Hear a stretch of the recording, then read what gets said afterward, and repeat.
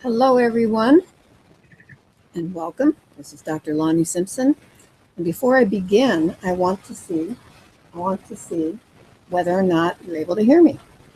So over on the chat line, if some of you could let me know if you're able to hear me, that would be great.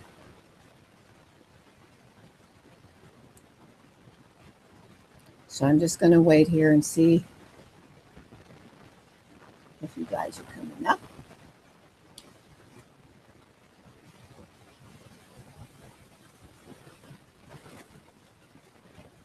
And I see a number of you are on the line, so if you could let us know if you can hear us, that way we can be sure that you're actually with me. There we go. Elaine, thank you, Elaine. So I'm assuming everybody else can hear. We're going to get started. Hi, Weaver, NS Weaver. All right. We got people coming in. Excellent. Okay, we're going to start. So this is a very important topic for me today. It's when calcium is high. And when calcium in the blood is high, let me just say it's never a good thing. And quite often, doctors do not really focus on finding out why the blood calcium can be high. And as you'll see today, the primary focus really today is to look at primary hyperparathyroidism. So I'm going to be doing the first part of the show, and I've invited three fabulous women, Barbara, Sophie, and Joyce, who are the parathyroid peeps. We met, and Alicia, you're going to have to come here because the slide isn't going forward here. So there we are, and we met not that long ago and then hatched this plan to do this presentation today.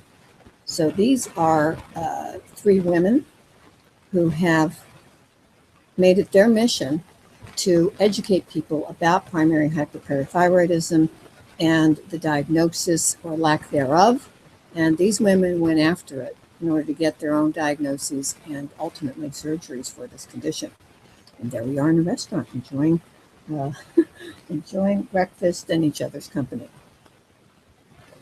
So first off, let's talk about where these glands are. The thyroid and the parathyroid glands. The thyroid, of course, is in the front of the throat area. And the parathyroid glands are these little teeny glands. There's usually only 4 of them.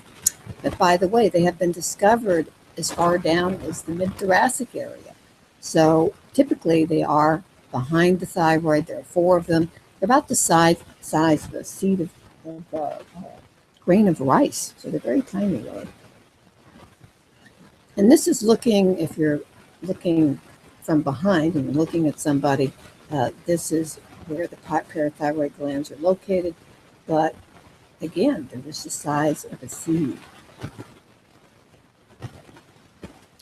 So calcium regulation in the blood. It is a very complicated and complex process. And I'm really wanting to keep this to the most salient points today in my presentation, so that if any of you are concerned whether or not you may have this because you have osteoporosis or some of the other symptoms associated with high calcium in the blood, and our guests will be going over that particular part later, the second half. But the main player really is the parathyroid hormone. And calcitonin, and the parathyroid hormone, of course, is produced by the parathyroid glands. Calcitonin is a small player. It is produced by the thyroid gland, and it's somewhat helpful in terms of the regulation of calcium, but not really, not when the parathyroid glands are out of control. And vitamin D certainly is a player. There's controversy about this and whether or not somebody should take vitamin D with this condition. I'll give you my thoughts on that. But there's a lot of controversy in a lot of areas of this, as you can well imagine. But I'd also like to say that my mentor of 20 years, Claude Arnault, was one of the world's top experts on parathyroid disease and the parathyroid hormone. So I was able to be mentored by one of the best in terms of understanding this condition and diagnosing it. I've been diagnosing this for years because I know what to look for And I know the lab test to order, and this is just really critical to get the right diagnosis, particularly if you're looking at bone loss in some people. So calcium in the blood, the range varies in labs, but typically the range is about 8.6. It could be down as low as 8.4, which is really, really low, by the way, and 10.4. So, we all have heard various conditions. Well, my thyroid, I'll give you an example. My thyroid is normal because my blood levels are within normal limits. And it's just not always the case. So you can have normal calcium levels with this condition, on the high end of normal typically, but it still can be pointing to something. And that's why a doctor has to get a clue and go after this. So first, let's talk about hyperparathyroidism and the two types: primary hyperparathyroidism and secondary hyperparathyroidism. So primary hyperparathyroidism, I've already somewhat introduced. This is an increased parathyroid hormone output due to an adenoma or benign growth that would increase size of the gland. Secondary hyperparathyroidism has multiple causes. Kidney disease is certainly, I think probably, well, it's the most common. And vitamin D deficiency. So there's a big difference between how it presents in the lab world. Secondary hyperparathyroidism, or say vitamin D deficiency, which I see frequently, is going to show a low vitamin D, and I'll show you the right test that needs to be ordered for this, but it's going to show an elevated PTH in the blood and a low blood calcium. That's the difference. Low blood calcium, like in the 8s or say even 9, but certainly in the 8s, that's low. But hyperparathyroidism that's caused by a primary condition, meaning the adenoma, is going to show an elevated or high-end normal.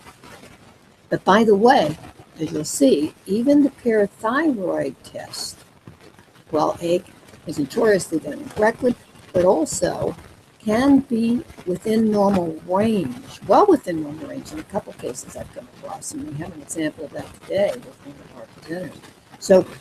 So the most important thing to understand is this business about the level of calcium in the blood. So just to briefly mention, and I won't mention this again because it's not really the point of the talk, but calcitonin, which is again produced by the thyroid gland, it is really the biological function is actually a bit unclear still. And it does inhibit the activity of osteoclasts, however, it is short-lived, and it's not going to overcompensate, if you will, for a primary hyperparathyroid condition or fix anything. So we're going to leave that now because the most important thing is understanding vitamin D and the parathyroid gland for this particular talk.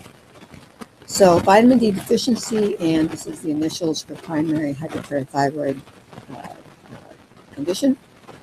So this disease seems to be more severe in those with vitamin D deficiency. Second, vitamin D deficiency and insufficiency seem to be more prevalent in patients with primary hyperparathyroidism than in geographically matched populations. So I think I can see what I did here. I meant to make 2 points. I was up late doing this last night. So the vitamin D deficiency results in secondary hyperparathyroidism, and that's the initials for secondary hyperparathyroidism. So it will typically present with an elevated PTH and low calcium in the blood, or low end normal. So if you have lab tests, and by the way, if you have lab tests, and I always tell my patients this, if you can get them from 10 years back, I want to look at them. Because I can see often, I'll look back 10 years ago, and they were exhibiting high end normal calcium levels.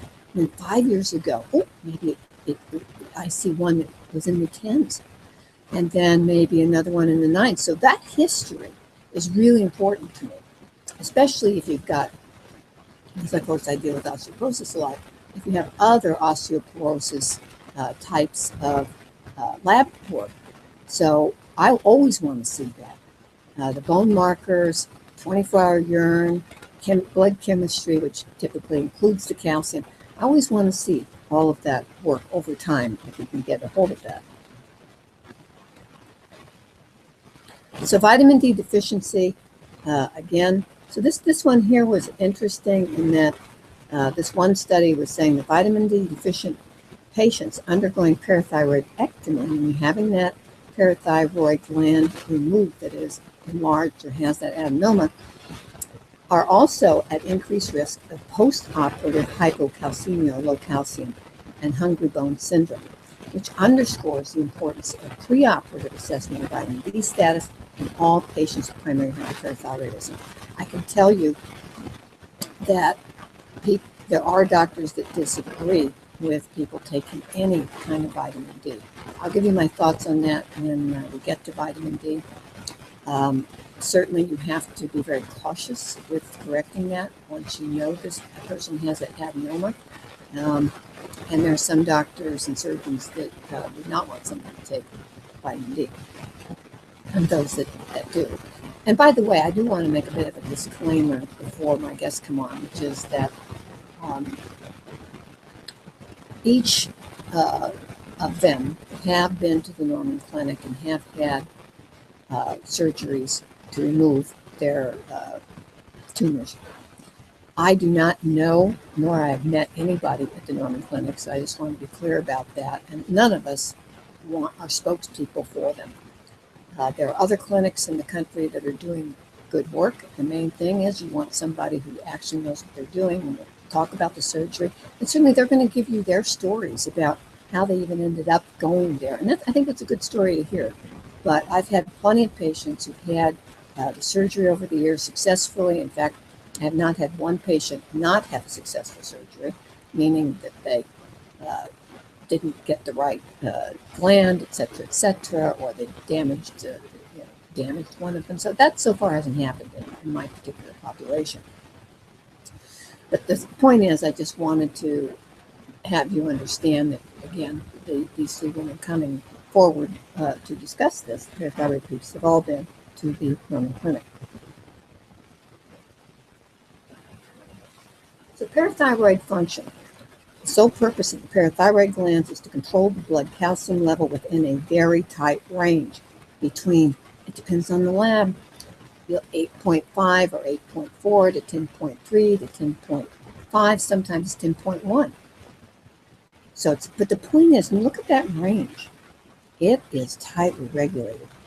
And the strength of our bones, remember, I'm focusing on bones only. There's a lot of other things that this can affect. And bone density depend on the health of the parathyroid glands. So this is super, super important. So we want to think about the impact on calcium parathyroid. And we also want to think beyond normal calcium range, as I've already talked about. So if your doctor says you're within normal limits, pull out those lab tests and look at them yourself. You should always get copies of every test you have. And by the way, if any of you have my book, you know I'm really big on making sure that you get the entire bone density reports, and that means all of the scanned images, not just the written report. So you want to get these and have a full file of all of your history. So again, high end of normal can point to early stage parathyroid disease. Example, here are 5 calcium tests that I did on one patient. One came in at a 9.7. And by the way, I was suspicious of this patient because she had very low bone density in her forearm test. I will go into that in a moment, but a little bit later in my presentation.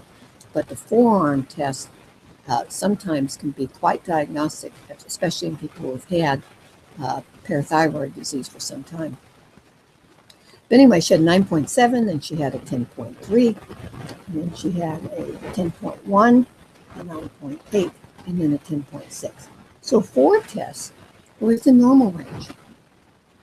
And her PTH was usually hovering in the high end of normal, and sometimes, which is around 60 to 65, it was 120, 110.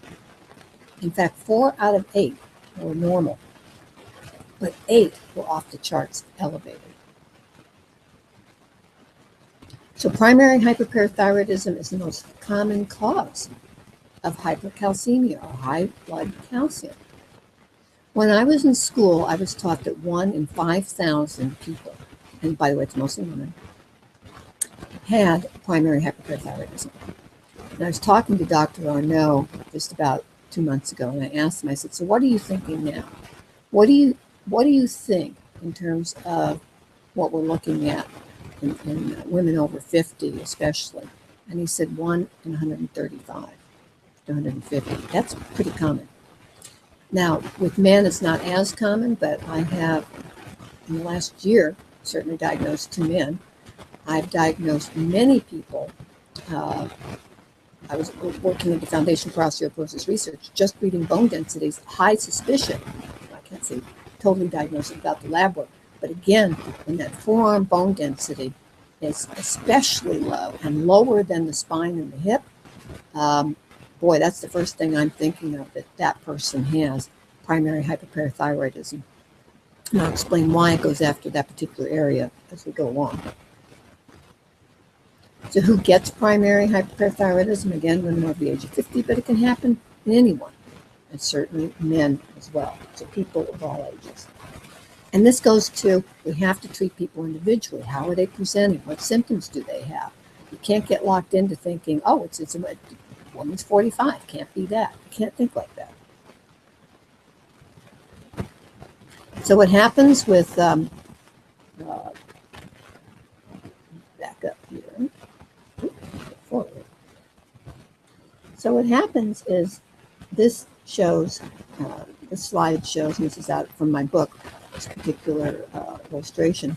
So what happens is when the parathyroid in normal times is going to help regulate calcium, and at times it will instruct, if you will, the osteoclast to release bone. But when you have too much parathyroid in the system, it's going to go after bone, and it's going to way outpace the osteoblasts. So osteoclasts typically remove old bone, and osteoblasts lay down new bone. But if you've got primary hyperparathyroidism, it is going after bone, period, because it's too much of it in the blood, and that's one of the things that it does, is it releases calcium from the bone. That is why it's high. You can take, and I really want to make this clear, because some people, oh, maybe I'm taking too much calcium. No. If you reduce people's calcium, if you increase people's calcium levels, or you reduce calcium levels, you'll still see an elevated calcium or high end of normal when you got primary hyperparathyroidism. So this isn't about how much calcium you're ingesting, because the body will regulate that. This is about a rogue parathyroid gland. I like that. Rogue parathyroid gland. Okay, so the parathyroid test, and I just want to mention again my mentor who developed this particular test in the early 70s, Claude Arnaud, and this is the test that we currently use. And it is the one to use. So the PTH intact, when you look at the normal range, 10 to 65 is normal, but this test has to be handled correctly, and it's not always handled correctly.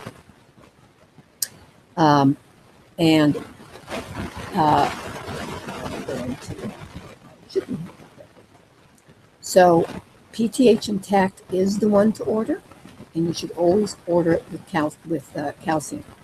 And I also tend to order it with ionized calcium. Different views on this too, but that's what I do. They're inexpensive, not that expensive to order these, especially calcium. So PTH intact with calcium. Specimen must be frozen. Quest Diagnostics is more consistent with how they handle the specimen. And you should be fasting, as you should be fasting with bone markers and many other tests, by the way, to get a more accurate reading. So Quest in their directions say to freeze it. In LabCorp, at least the last time I checked, that was not the way it read in terms of freezing the specimen. And according to Claude, who developed this test, he says that this particular part of the parathyroid hormone is viable for maybe 3 hours in room temperature. So this may be why some people are showing normal parathyroid and elevated calcium because of this. So again, some of the tests to order, to repeat, PTH intact, blood calcium, ionized calcium, 24-hour urine, again, notoriously done incorrectly.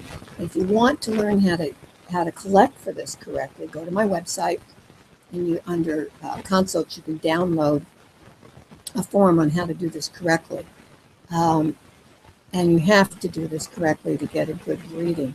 Now, I know some clinics don't do the 24-hour urine. I always do it because people can have more than one thing going on. You can have a parathyroid tumor, but you also could have other issues going on with your kidneys. You could have more than one thing going on that has impacted your bone. And I, of course, come at this from a bone perspective. So if I see that the calcium in the urine is elevated, then what I do is have people go off of all calcium supplements and may even have them go on a lower calcium diet for a week or two. But I will often do 2 or 3 of these tests. Anytime I get a positive test, by the way, I'm going to do it. Claude taught me, Dr. Arnell taught me that one really well with one patient.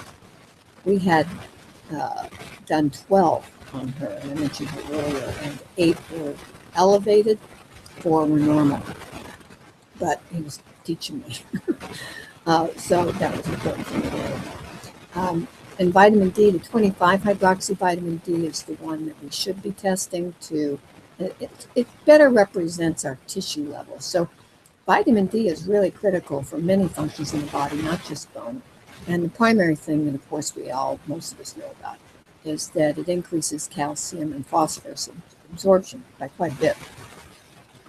And the vitamin D, the 25 hydroxy, is right when it comes out of the liver. It's been hydroxylated, for those of you in the science community. And then it goes to the kidneys and gets hydroxylated again. It becomes the active hormone, the 125 dihydroxy vitamin D. And this is ordered especially if kidney function is in question. Because if there is a kidney issue, people may not be producing enough of the hormone, and they may need to get injections of the hormone because they won't be converted. Here's the range for vitamin D, 20 to 100. 25 hydroxy, again, is a test to order. What I would say about this test is that I like to see it around 45, and that's nanograms per milliliter. There's another measuring, which I don't have it here in terms of comparison, but in my book you can see both. I'm sorry I don't have it here, I just forgot to have it. But the point is that let's say, and I'll just give this much because you really need to talk to your doctor about it, and also someone who understands vitamin D. Let's say your 25 hydroxy is 10, and you have primary hyperparathyroidism. I would work personally carefully with that patient along with the endocrinologist who may be working on the case, but the endocrinologist that I work with thinks the same way I do, which is that we would bring them up very slowly and cut back on their calcium a bit.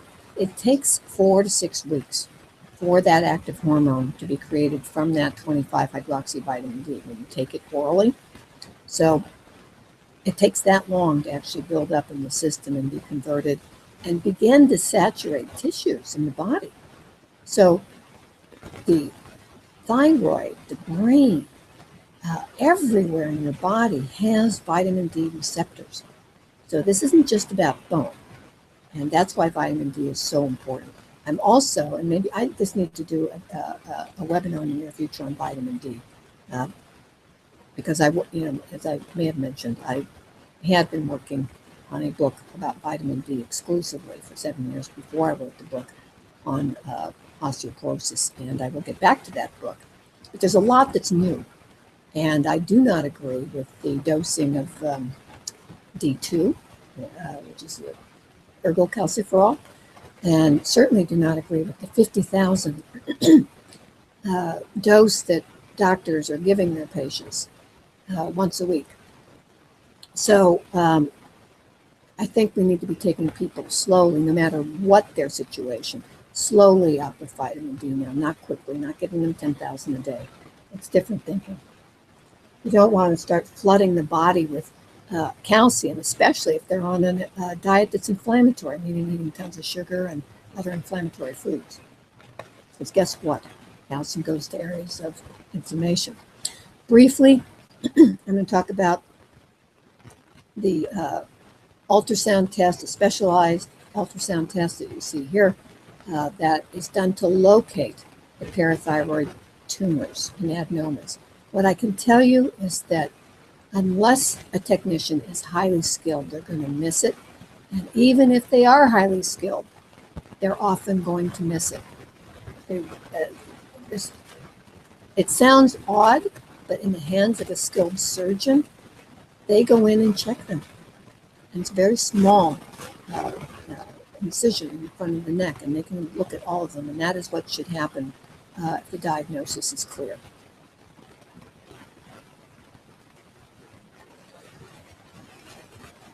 So again, just to put the point across, a skilled surgeon can remove the gland or glands that are increasing blood calcium. And sometimes it takes time to regulate that calcium. It can be problematic. So, but they take your calcium on the table, they test you afterwards, and skilled surgeons know how to do this. So primary hyperparathyroidism in bone. So just quickly, osteoporosis is a skeletal disorder characterized by compromised bone strength. And the main thing I want to say here is that it's two main features: bone density and bone quality. Bone density is only part of the issue. We also want to think about bone quality. I'm having to hurry up now so I can get my guess on. So osteoporosis, especially when active bone loss is occurring. Think parathyroid when active bone loss is occurring through the urine or through other tests that you've done. Bone density, the hip, spine, and the forearm. See this area right here, the 33%? This is the area of diagnostics in the forearm. No other area, including the ultradistal radius, can be used as the diagnosis for bone density. But when I see this, a negative 3.7 and a negative 4.6 T-score, this negative 3.7 is close to 50% less bone mass than an average 30-year-old. And let's say that in their hip they had a negative 2 and in their spine they had a negative 2. Until proven otherwise, this patient has primary hyperparathyroidism because the parathyroid hormone goes after compact bone, that outer covering of bone that's denser, and it goes after both. But the mid-forearm is almost all that type of bone. That's why we see it there. So normal bone and osteoporosis, so that's what can happen. Too much bone is released when it shouldn't be. Perils of incorrect diagnosis. Diagnosis of parathyroidism disease. People will be put on medications they don't need. I tell you, I see patients every week who are recommended medications based on a bone density test with no lab work. That to me is crazy, and it's wrong. Bone is complex. You cannot assess somebody's bone health in a 10 or 15-minute session with no tests. After surgery, bone density, if you have the parathyroid tumor removed, 6 to 12% increase in bone density is common within the first year of treatment, especially if the patient is doing a good diet program and gastrointestinal health is attended to. But I want to point out, after the adenoma removed, from my point of view, this is just the beginning regarding recuperating bone damage. So don't think that just because that's removed, you're all good. So osteoporosis and bone health is a serious condition. We need doctors who do a complete history. Of proper blood workup, bone density testing, nutrition, and gastrointestinal assessments. And my guests should be moving on in here, and we're going to switch over to their slides. So I want to talk about these three women because they're cool. And they have a really cool Facebook where they're the parathyroid peeps. They are dedicated to sharing their story. We all live in California, so we've been able to go and hang out a little bit together and get to know each other and decided we wanted to do this today.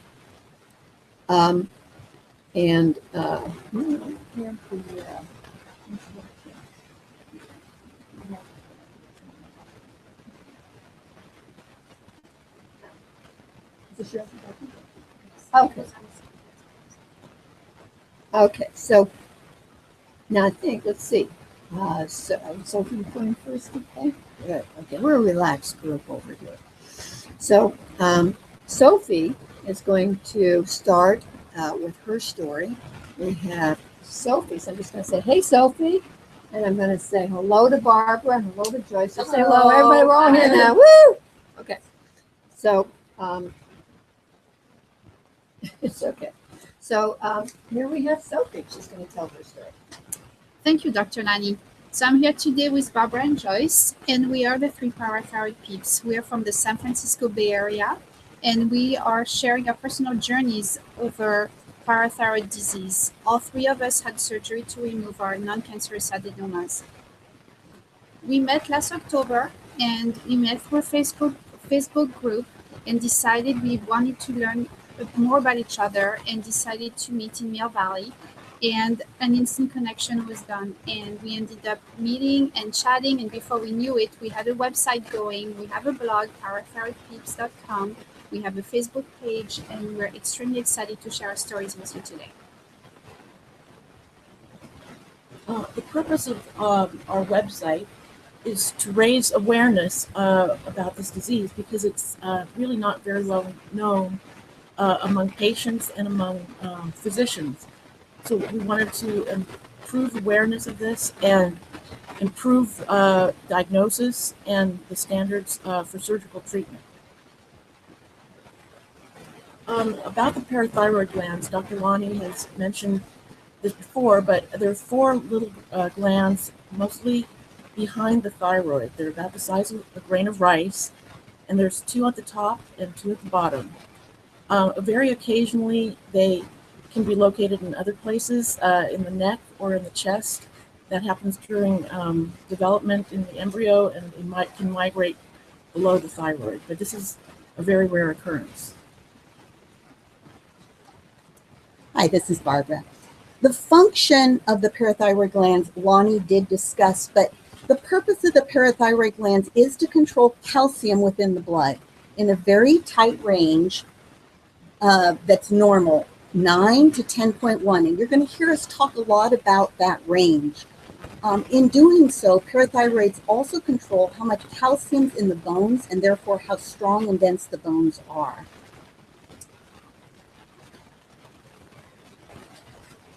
PTH causes bones to release their calcium.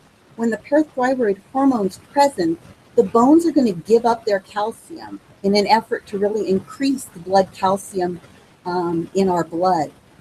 Under normal conditions, this process is really, really precise, and the amount of calcium in our bones remains at a normal high level. But when a non-cancerous adenoma is present, it's really going crazy haywire. It produces too much parathyroid hormone, and then the bones continue to release their calcium into the blood at a rate which is really too high, resulting in the bones with too little calcium. So what we end up then with is porous bones with less mass. When bones continually get exposed to these high levels of the parathyroid hormone and the calcium's been leached from the bone for several years, of course they're going to get brittle and they're much more prone to fracture, which I know the osteoporosis community suffers from. Another way in which the parathyroid hormone acts to increase blood levels of calcium is through our intestines. So when parathyroid hormone is present, then the lining of the intestine becomes more efficient at absorbing calcium normally found in our diet. Again, this is a very simplified explanation, and we do have more on our website. One way to think of the symptoms is through an old rhyme that med students learn in medical school, and that's stones, bones, abdominal groans, moans, and psychic overtones. Stones refers to kidney stones and kidney complications. Bones refers to bone pain, osteopenia, and osteoporosis. One often has GERD, gastrointestinal reflux disease, and other intestinal problems. Ulcers are possible. Moans refers to muscle weakness and fatigue. And psychic overtones are the mental problems that one can have, such as insomnia, anxiety, and depression, and brain fog. So the three of us looked at the list of symptoms and decided that it wasn't exactly complete. We were suffering from other symptoms that we did not see listed in this medical list. So we ended up being inspired by the bad campaign from Dr. Norman in Tampa, and we came up with our own wording for the high calcium is bad. As you can see on the slide, we used every first letter of those words to come up with a more complete list of symptoms. For example, we were suffering from heart fluttering or palpitation, panic attacks. Personally, I know I was losing my hair, and all three of us had very low vitamin D. Also suffering from inability to sleep through the night and inability to concentrate, and having brain fog. Brain fog is something that's unbelievable with this disease. You cannot concentrate, you cannot read something and understand what you just read. So I presented classically, and what that means is that my blood test showed that I had high blood calcium, high parathyroid hormone levels, and low vitamin D25. Approximately 75% of patients actually do present classically like I did. What confuses doctors, even when a patient presents classically, is that lab values do fluctuate. This typically delays patients' diagnosis, which is what happened in my case. For example, over the years I went undiagnosed. My doctor would say things to me like, "Oh, good, your numbers are moving in the right direction," or, "Let's just watch and see. Your calcium really isn't that high." But parathyroid disease doesn't look like cholesterol or blood glucose tests. A hallmark of the disease is this fluctuating values. There's nothing that you can do or what's going to change your having parathyroid disease. When you have those high calcium levels and high PTH, there's nothing you can do. When a person presents classically, what that really means is the disease has likely gone undiagnosed for many years, and this was true in my case. There's one point I want to make before getting into the details of my story, and I'd like to refer to the chart that you're seeing now. You can see that the normal ranges for the lab used for my blood work at the top of this slide. And do you see the normal range for calcium? The high end of that range was 10.3. However, at a different lab, the high end of the range was 10.6. And then in another case, it was 10. So we have to ask, why all these variations of the normal ranges? Well, these lab values vary slightly from lab to lab, so be aware of that. But more importantly, many labs do not correct the calcium range based on patients' age. Teenagers and people in their early 20s, for example, can have calcium levels up to 10.7. But once you're over 30, you should have all calcium levels in the 9s with an upper limit of normal being 10.0 or 10.1. An adult with calcium levels in the 10s is very likely to have a parathyroid tumor. So we encourage you to check your lab work. Unfortunately, most doctors don't understand these calcium level changes with age. So they're confused on the issue. And some labs then have created their ranges based on averages of all age groups, rather than actually distinguishing them. This is what happened to me, as one of the labs used an upper limit of 10.6. Now, it was really difficult for me at the time to really identify and pinpoint an onset of symptoms due to my health history of autoimmune conditions, some which presented similarly to primary hyperparathyroid disease. Like, for example, I suffer from Hashimoto's thyroiditis. That too can cause brain fog, heart palpitations, neurological problems. Early in my 20s, I was diagnosed with ulcerative colitis. So again, symptoms of hyperparathyroid disease like GERD and intestinal distress can come up. Later, in my later 20s, I was diagnosed with ankylosing spondylitis, which causes bone pain and joint pain. Now, I want to really be clear here. Am I saying that primary hyperparathyroid disease is an autoimmune condition? No. Autoimmunity is not included as an epidemiology currently of the disease, so I really did want to make that clear. But you can see why I would have just suspected that another autoimmune condition was rearing its ugly head again, causing me distress. So in 2003, because I was experiencing odd symptoms, I presumed this was happening. So I decided to see a doctor, and he claimed to be an expert in helping patients get to the root cause of their health problems, unraveling complicated cases. I saw the doctor for 3 years. He ordered and reviewed lab results highlighted in blue on the chart. Now, clearly, these calcium values were outside the normal range in 2003, 2004, and the upper limit in 2005. Now, remember too, back in 2003, even though it was just 12 years ago, people really I wasn't using the internet in the same way I do now to research health conditions. This phenomena has really just exploded. So of course now it's disheartening to see then that now when we have all this information readily available, the doctor failed to order simple follow-up tests to measure PTH, that's parathyroid hormone levels, after seeing not just one, but 3 high calcium readings every year for 3 years. Fast forward to 2009, I'm seeing my GP who ordered lab work, highlighted in green. It was the routine lab work on 513 that showed a calcium at 11.1. That led to the diagnosis of the non-cancerous parathyroid adenoma.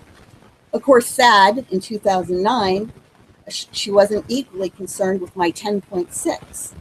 However, as I mentioned, the normal lab values ranges vary, which can result in these delayed diagnoses. So looking back on these 8 years, while my blood levels clearly indicate I was suffering from the disease, 8 years prior to my diagnosis, I really suspect I may have had the disease much longer, because you have to understand these adenomas don't just grow overnight. So if you look at my blood work, 8, you add another 3 or 4 years for it to grow. But when I even look back on my symptoms, it could have been closer to 15 years. I was suffering from gallstones. I had to have my gallbladder removed. I had high blood pressure that would not be controlled with medications. I had 2 DEXA scans that showed osteopenia. I had a calcified uterus. Interestingly enough, when this calcium builds up, it can calcify organs. Worst case scenario, it calcifies your heart valves, and that's what leads to strokes. I feel fortunate in that regard. And then I suffered kidney stones. So my GP's plan was to confirm the diagnosis with an ionized calcium reading. Theoretically, that's a great plan, but in my case, it was completely unnecessary. When you present classically, it's a slam dunk. With people who suffer from normal calcemia and normal hormonal presentations, which we'll get into a little later, it can be exceptionally helpful. It is really the gold standard test. Vitamin D, I had low. My doctor wanted to prescribe vitamin D, but I learned it wasn't safe to take vitamin D when you have the disease. The body is trying to protect itself from high calcium, so it converts the vitamin D25 inactive to vitamin D125, the active form, so that your body can excrete it, because our bodies don't like high calcium. Scans, I learned it could not be used to diagnose the disease. My doctor wanted me to have a scan because they're unreliable, as the adenomas often are right where they should be, right behind the thyroid, and they don't show up on scans. Many surgeons, unfortunately, don't operate unless they have a positive scan, so I did opt to not have a scan, and instead I turned my lab work over to the Norman Parathyroid Center and self-referred. My adenoma was located on my vocal cord. It was attached. It was successfully removed. As you can hear my voice, I sound the same as I did before surgery, but I was very happy to have an expert remove it because there was no vocal cord damage. After surgery, I experienced marked improvement, particularly with the neurological issues. And then being able to distinguish one symptom from another, I was finally able to unravel the autoimmune conditions as well. I'm obviously not going to get into that. It is on the website, and you can learn more about how I did that. So thank you. And now we're going to hear from Joyce. Thank you, Barbara. My case was quite a bit different than Barbara's for two reasons. One, I had pretty mild symptoms and didn't have nearly as many problems as Barbara. And also, my lab work was not classic. I'm among the about 20% of people that present normohormonally, which means high calcium, but parathyroid hormone always in the normal range. And I'll get more into that in the next slide. But my story started with vague symptoms about 4 years ago. The first one that I realized was bone pain in my femurs. And I didn't know what that was, but it was fairly vague, and it came and went, and I had joint pains, and I also had gastrointestinal reflux disease, GERD. But I only found out I had a problem 6 months later on a routine blood test when my calcium came back at 10.6. And I didn't know what this was, so I started researching on the internet and found out that it usually has to do with hyperparathyroidism. And I found the website parathyroid.com put out by the Norman Parathyroid Center and did a lot of reading. And so I knew that I needed to have further testing. And my primary care physician ordered repeat calcium test, PTH, urine calcium, a DEXA scan, and all of those actually came back normal the second time. Calcium was normal, PTH was normal, urine calcium was normal. The DEXA scan did show osteopenia. So he said I probably didn't have hyperparathyroidism, but if I wanted to, I could go to an endocrinologist. And I chose to do that. And he kept testing my calcium over the course of about a year. And the calcium fluctuated, but was mostly in the mid to low 10s. And the PTH was always in the normal range. The normal range at my lab was 15 to 65. And mine was often in the 20s and 30s. And having done a lot of reading, I realized that this was not normal because in the presence of high calcium, the parathyroid glands normally would shut down and be close to have a close to zero PTH reading. And in my case, it was definitely above the low range and in the normal range, but it was not suppressed. It was inappropriately normal.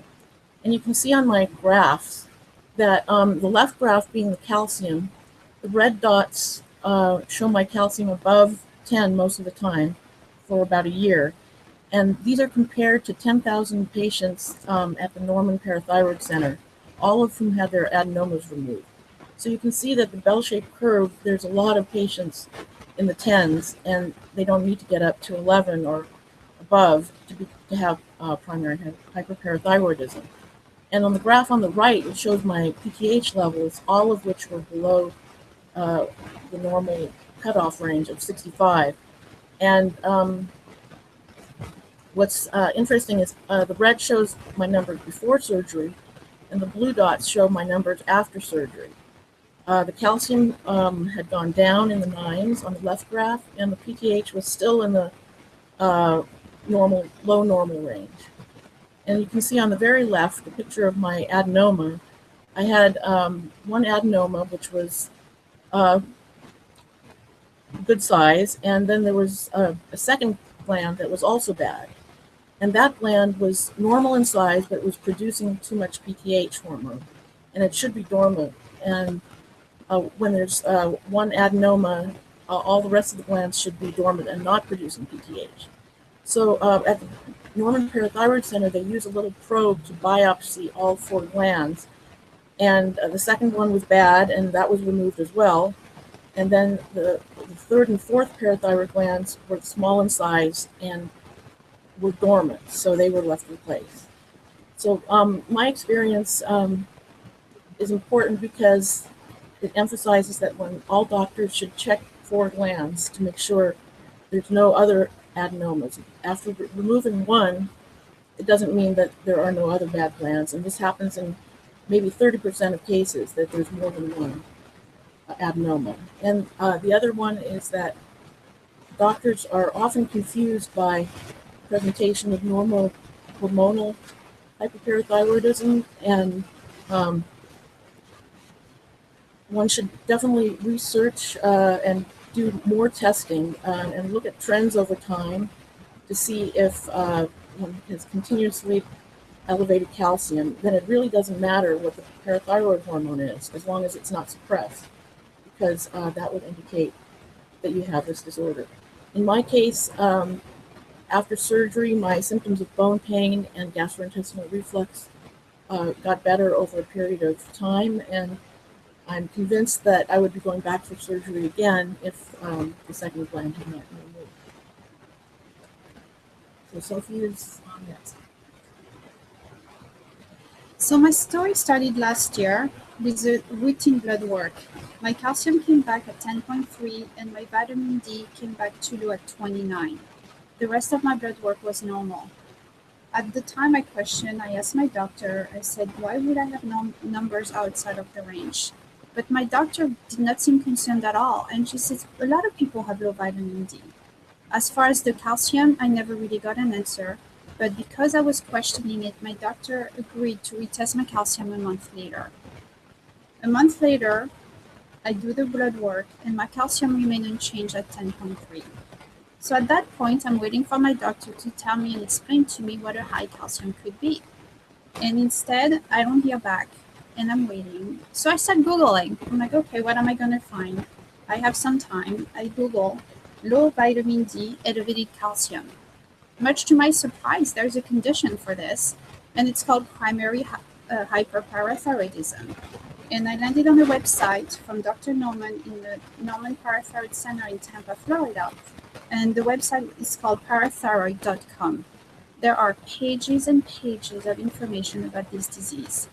And as I started reading, it said, if you have low vitamin D and elevated calcium, you have a 100% chance of having a parathyroid tumor. I took a step back, my jaw dropped, and I had to read this again. I've never heard of a parathyroid. I don't know what it does.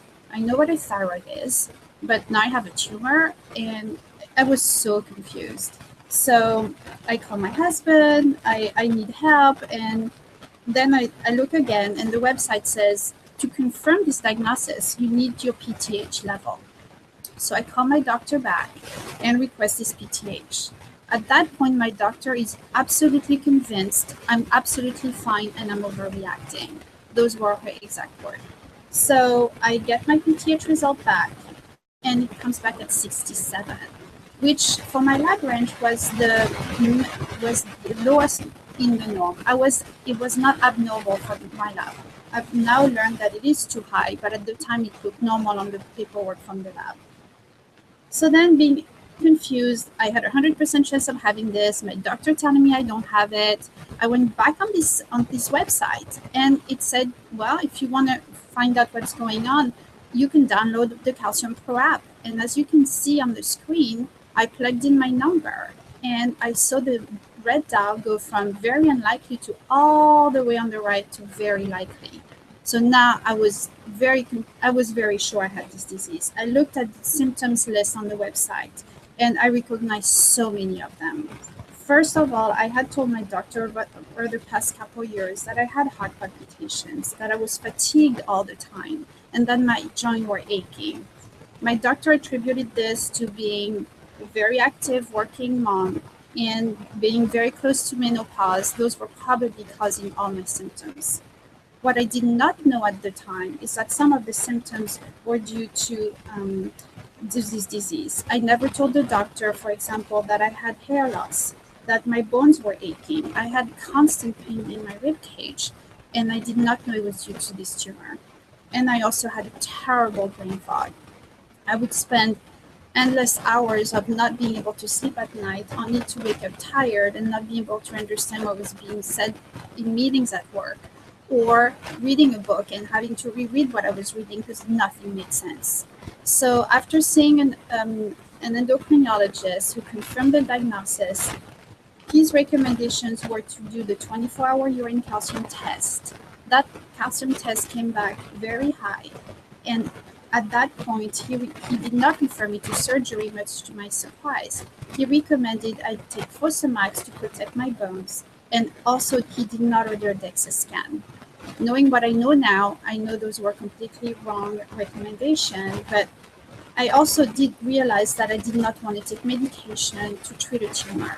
It just never made sense to me because it was very obvious to me that if a tumor is causing my disease and all the symptoms, I was not going to take medication to try to make it go away or delay the inevitable. So I self-referred myself to the Norman Parasite Center in Tampa, Florida, and after having my surgery last July, I can tell you that I woke up and the bone pain was completely gone. Within a couple days and couple weeks, and in some cases months for my hair started to grow back. All my symptoms went away. And you can also see a picture of my tumor. It was producing way too much PTH. So in closing, I would like to urge you to always read your lab results, research, and question if your numbers are not within the norm. Do not expect your doctor to do it for you because sadly enough, they might tell you you are fine. Trust your gut and always look at your numbers. Okay. Well, this was a very, very informative talk, and we are going to open up the questions. And while those are coming in, they're going to talk a little bit about the mission statement. We only have a few minutes left. Is this correct, Lucy? Okay. So go ahead and send in your questions, and I'll give you another, say, 5 minutes to talk about your mission statement. Well, our mission is, as from our stories and from what we went through, we want to save others from having to go through what we went through. We want to educate patients. We want to inspire them, as well as doctors and mental health care professionals, because these are the folks who are seeing the parathyroid patients, to become better educated about primary hyperparathyroid disease, its symptoms, the diagnostic process, and risks associated with this wait and see approach, and to advocate for the most advanced surgical techniques be available to become the standard of care. We're doing this through speaking engagements, our blogs on our website, a series of podcasts that we've developed with surgeons, and our advocacy efforts. So our vision for the future is that medical and mental health communities clearly understand this disease, and it's considered as a possible root cause when the symptoms associated with the disease are present and calcium is outside the tight range that is normal. It's important that doctors order the appropriate lab work when calcium is high, and also become educated with these other presentations that are hormonal and normocalcemic, which make up about 20-25% of the cases. We want medical professionals to realize that both asymptomatic and symptomatic patients benefit from surgery, that surgery is really the only cure, and we would like to see the most advanced surgical techniques available are used to perform parathyroidectomies, and surgeons have been highly trained in these techniques.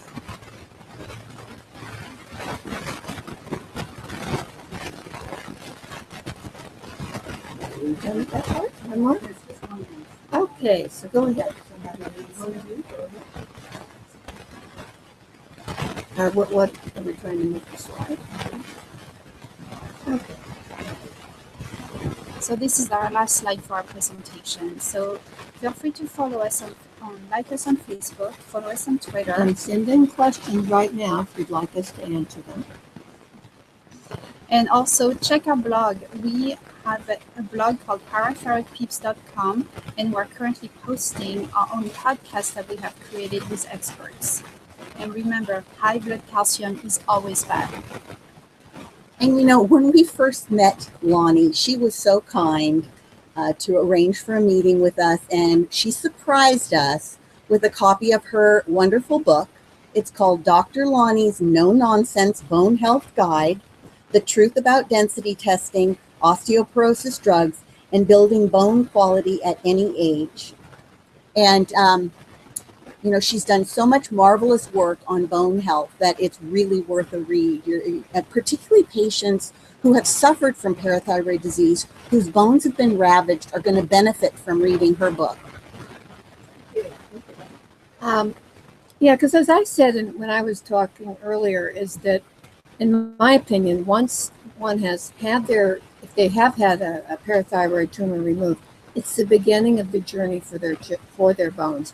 And as Sophie indicated in her particular case, many of those symptoms could have been thyroid, could have been hormones, could have been a lot of things. And so sometimes some of these things are going on together. But you got to handle that parathyroid tumor first. That would be, I think, something we all agree on. And then, as Barbara had mentioned, once that was able to be done in her case, then she was able to parse out what other issues were going on for her. Okay, so we will answer a couple questions now. So here's one for Barbara. Are there options other than surgery that you're aware of? Well, we've talked about that somewhat. In fact, I'd rather okay, if you want to briefly answer that one. So other options to surgery, sure. Well, it's our understanding from having read the papers from the American Association of Endocrine Surgeons, as well as the American Association of Clinical Endocrinologists, that surgery is the cure. Surgery is the most common treatment. It provides a cure in 95% of the cases, according to Mayo Clinic. A surgeon will remove only the glands that are enlarged or have a tumor, adenoma. So as far as we're concerned and what our experience has been, surgery is the cure. Okay, there was another question that just came in about vitamin D, because I said something very different than they said about vitamin D. And this person points out that when they took vitamin D, that their experience is that they got headaches. So, you know, each person is individual. I think if people are really, really low and you're working with skilled people regarding this, and I mean low like 10 or whatever. In fact, Sophie mentioned hers is 29. I wouldn't consider that low or needed to have anything done to, but I think that there has to be maybe some considerations when people are super low. Okay, so Sophie, I think we have a question for you. What about that? You know, what about that medication that is out that they are using? And so what I understand now, if the drug companies come out with a medication to treat primary hyperparathyroidism instead of doing the surgery. So I can go off on that, but Sophie, it's yours. Thank you. That's kind of a loaded question. Personally, I was offered medication and I turned it down. It never made sense to me that I could treat a tumor by masking what was going on and taking medication. So by doing my own research, by questioning it, I refused that medication. I'm not saying it wouldn't work for some people. Maybe it would. In the case of this disease, if you have a tumor or two, surgery is the cure. And waiting, you don't have a lot to gain by waiting to see if things will get better, because they will not. I absolutely agree. And by the way, the name of the drug that's out there right now is called, okay, Barbara, you know how to say that. What? She's better to pronounce. Finasteride, and the brand name is Sensipar. Sensipar. So yeah, we think that that's, you know, in my reading also, that doesn't make sense to me. I say that the gland needs to be removed, and when it does, and as I mentioned earlier, you can see bone density come up. You can see a lot of symptoms go away. And by the way, 85% of people, I was looking at a study last night, said they had no symptoms. And then when they have their parathyroid gland removed, they've been living with it for so long, they realize that they did in fact feel better. So Joyce, I think I have a question coming up here for you too. Let me just read it here. I'm coming in slowly. So why did you choose to have your parathyroid removed when your symptoms were still quite mild and your lab values were relatively low? Well, even though my symptoms were mild, I had a lot of them. And when I looked at all the possible symptoms that go with parathyroidism, I probably had 17 out of 25. And my family also thought I had many of them.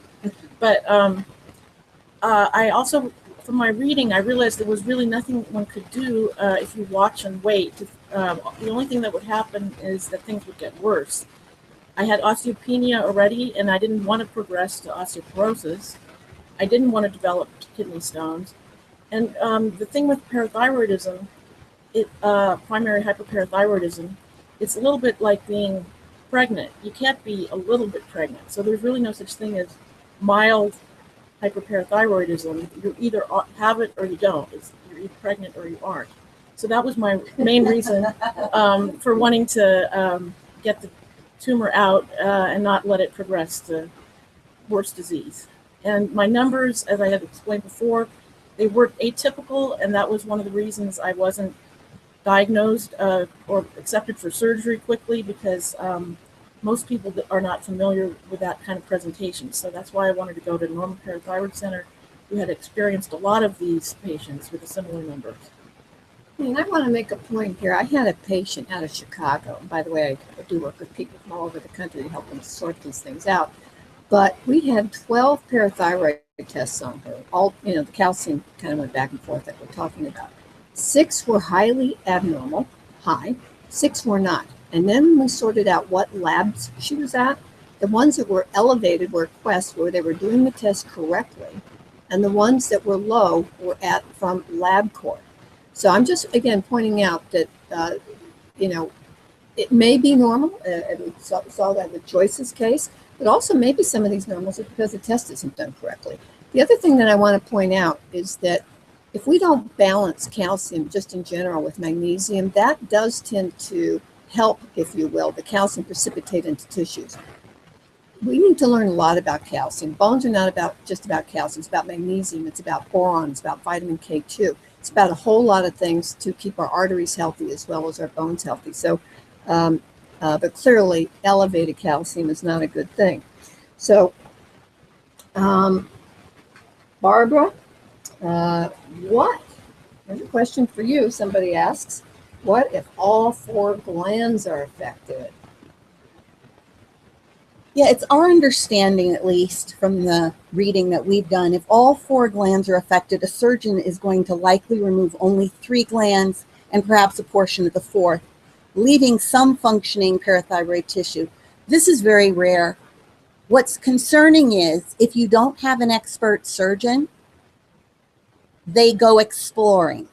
If some surgeon tells you that they're going to be operating longer than an hour, you might want to do more research, because once scar tissue develops in your neck, it creates like a gluey, cementy situation.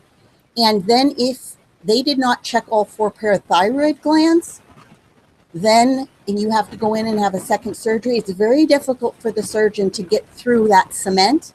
They're worried about damaging your vocal cord. So those are considerations. Sometimes surgeons, it's suspected, might be removing good glands.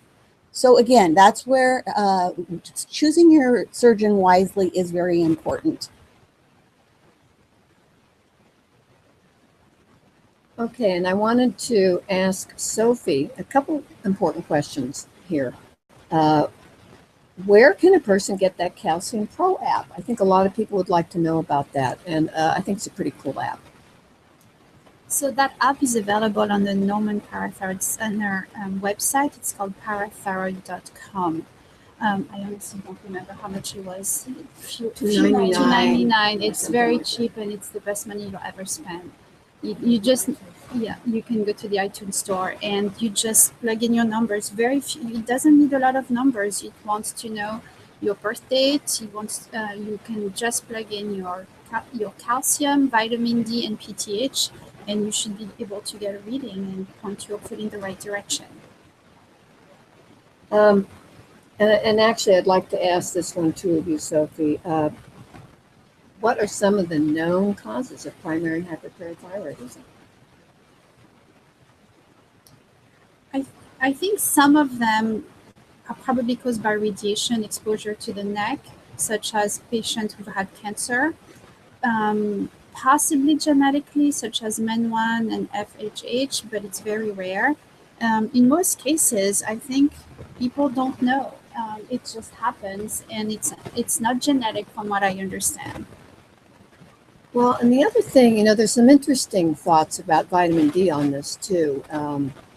And I will have an upcoming webinar on vitamin D, so I can review the current literature. But I know that there is thinking in the vitamin D community that perhaps prolonged vitamin D deficiency could make the parathyroid gland enlarge. I don't know if there's been any proof to this. Some it makes some sense to me that maybe that would happen. And by the way, some of you want to understand how the sun works with vitamin D, because you can't go outside in the early day or late part of the day and make vitamin D, by the way. So you can go to my website under videos. There's a 7-minute video where I explain how vitamin D is produced by the UVB rays and how all that works. So I do say that vitamin D absolutely needs to be considered with caution. And you need to work with someone who knows what they're doing with vitamin D, because it is a hormone. It's actually a steroid hormone. It's called a SACO hormone. So it's a very, very powerful hormone. So again, somebody needs to know what they're actually doing. So I think we have just a couple more minutes here. And does anyone have one burning thing you would like to say before we end? I will make notation here that somebody else had mentioned that they also went to the morning and had questions, and thank you all for asking your questions. And they are feeling fabulous now, and that their calcium levels are in the 9s when they were very elevated before. So remember that elevated calcium is never a good thing. And another thing, by the way, it can be a sign of cancer. So you do not want to ignore elevated calcium levels. And I think Barbara had one more thing she would like to say. If one has cancer that causes hypercalcemia, one is usually very sick with that cancer before the calcium goes high. And one can actually do some tests to rule out cancer as being the cause of hypercalcemia. And those, you can do tests for lung cancer, breast cancer, or multiple myeloma. And I actually had those tests because my PTH was on the lower end of normal, and so the doctors wanted to make sure I didn't have cancer. And there's a protein that mimics PTH that is produced especially in lung cancer, and it's the I've forgotten the name. Does anyone remember the name? But you can test for that protein, and if that's negative, then you don't have that. Okay, so that's a really good point. I'm going to have to sign off for now. If you want to listen to this again, it'll actually be on at 7 p.m. tonight. And I will actually be there in the chat area. But in terms of what was just said about bone cancer, potentially, or other cancers, actually not always are people sick. I've caught people early on with multiple myeloma, and while they did have symptoms, they weren't really super sick. So, but the point she was making is really accurate. You want to have a doctor that's going to differentially diagnose and make sure, and her doctor at least did that. So thank you very much for everybody for attending, and please let everybody know about the parathyroid peeps. Let people know about this webinar. I am going to make this available for free. So they will have a link for it on the parathyroid peeps. I will have a link for it on my website. So thank you all for attending, and we will talk to you soon. Thank you very much. Thank you.